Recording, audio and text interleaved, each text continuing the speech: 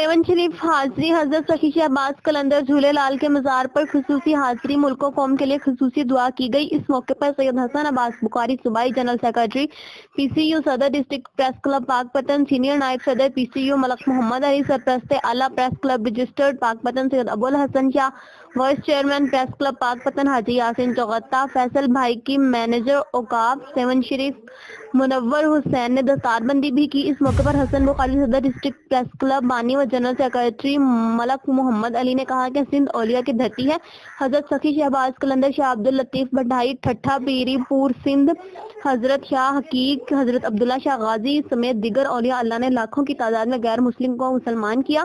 حضرت سخی لال شہباز قلندر پنجتن پاک کے گھرانے کی نشانی ہے۔ آپ کے مزار پر حاضری دے کر امت مسلمہ اپنی مرادیں اور دلی سکون حاصل کر سکتی ہے۔